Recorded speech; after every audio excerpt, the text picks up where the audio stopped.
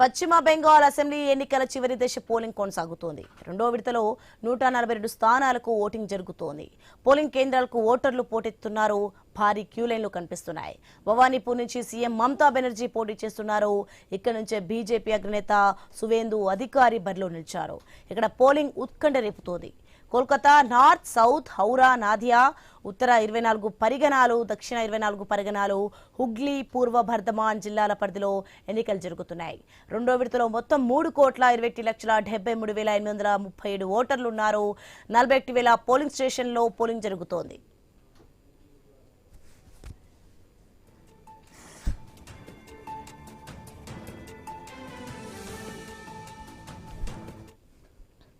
ఇక పశ్చిమ బెంగాల్ అసెంబ్లీలో మొత్తం 294 స్థానాలున్నాయి. తొలి దశలో 152 సీట్లకు పోలింగ్ జరిగింది.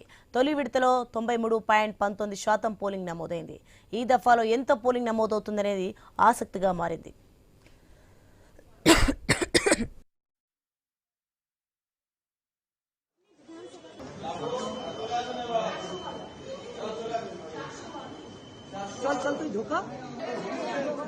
कैंडिडेट को कोई प्रॉब्लम दीदी दीदी একটু হাতটা এরকম দেখান আঙুলটা নেই এরকম আঙুলটা একটু দেখান আঙুলটা আস্তে আস্তে আঙুল একটু এদিকে এদিকে প্লিজ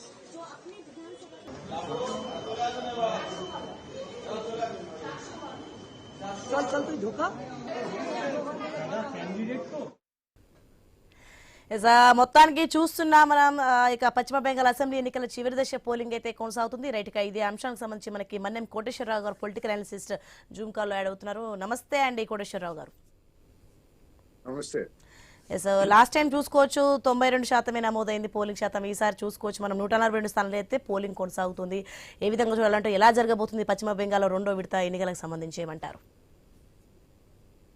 రెండో విడత కూడా దాదాపు మొదటి విడత మాదిరే భారీ పోలింగ్ జరిగేటువంటి అవకాశాలు ఉన్నాయి.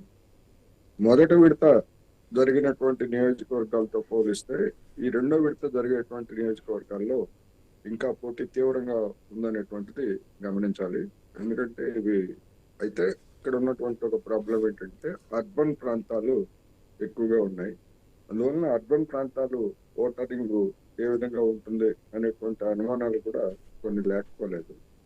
ఏమైనప్పటికీ మొత్తం మీద చూసినప్పుడు ఇప్పుడు రెండోసారి కూడా ఇవాళ కూడా భారీగానే పోలింగ్ నమోదయ్యేటువంటి అవకాశాలు ఉన్నాయి. అదే సమయంలో కొన్ని ఘర్షణలు కూడా అక్కడక్కడ ఘర్షణలు కూడా తలెత్తేందుకు అవకాశం ఉందనేది చెప్పుకోవచ్చు. నెక్స్ట్ చూసుకుంటే తొలి విడతలో చూసుకుంటే అయితే 93.19% అయితే పోలింగ్ నమోదైంది. ఇక నెక్స్ట్ సాయంత్రం 6 గంటల తర్వాత ఎగ్జిట్ పోల్స్ వెల్లడి కానున్నట్టుగా తెలుస్తుంది. అంటే ఎగ్జిట్ పోల్స్ ఏ విధంగా వచ్చే అవకాశం ఉందనుకోవచ్చు? ఎగ్జిట్ పోల్స్ ఏ విధంగా వస్తాయనేటువంటిది మనం సాయంత్రం 6 గంటల తర్వాత మనకి తెలుస్తుంది. మన దేశంలో ఎగ్జిట్ పోల్స్ కానీ లేకపోతే ప్రీ పోల్ సర్వేలు కానీ అంత శాస్త్రీయమైనటువంటివి అయితే కాదు. అయితే ప్రీ పోల్ సర్వేలు అనేటువంటివి కొన్ని ఉన్నాయి. వాటి గురించే వాటి ప్రాతిపదికనే అనేక మంది మాట్లాడుతున్నారు. వాటి గురించి మనం చెప్పుకోవాల్సి వస్తే బీజేపీ అదేవిధంగా తృణమూల్ కాంగ్రెస్ మధ్య తీవ్రమైనటువంటి పోటీ నెలకొన్నది అనేటువంటిది వాస్తవం. 1-2 సర్వేలు అయితే ఈ రోజు కూడా పర్సంటేజ్ ఎంతవరకు నమోదవుతుంది అనుకోవచ్చు కోటేశ్వరరావు గారు? 90+ ఆర్ మైనస్ నమోదవుతుంది. అందుకని సర్వేల ప్రకారం అయ్యేట్లయితే పోటీ తీవ్రంగా ఉంది. స్వల్పమైనటువంటి మెజార్టీ తోటి మమతా బెనర్జీ బయటపడే అవకాశాలు ఉన్నాయనేది సర్వేలు చెప్పినటువంటి వాటి సారాంశం. అయితే మరి అవి నిజం అవుతాయా కాదా అనేటువంటిది మనం చెప్పలేము. ఎందుకంటే వాటికి ఉన్నటువంటి పరిమితులు కూడా మనందరికీ తెలిసిందే. గతంలో వివిధ రాష్ట్రాల్లో అదేవిధంగా కేంద్రంలో ఉన్నటువంటి సర్వేలు లేదా ఎగ్జిట్ పోల్స్ అన్ని కూడా పొక్కబారులు పడినటువంటి పరిస్థితి మనం చూసాం. అందుకని ఏం జరుగుతుంది ఏమిటనేటువంటిది మనకి మే 4వ తారీఖున వెల్లడేటువంటి అధికారిక ఫలితాలతోనే స్పష్టం అవుతుంది తప్ప ఈ లోపల చెప్పుకునేవన్నీ కూడా కొంతమంది ఒపీనియన్స్, అవి నేనైనా మరొకరైనా వాళ్ళ సొంత ఒపీనియన్స్ చెప్పడం తప్ప వాస్తవాల ప్రాతిపదికన అయితే కాదనేది నేను చెప్పదలుచుకున్నాను. Okay right, thank you Koteswararao గారు.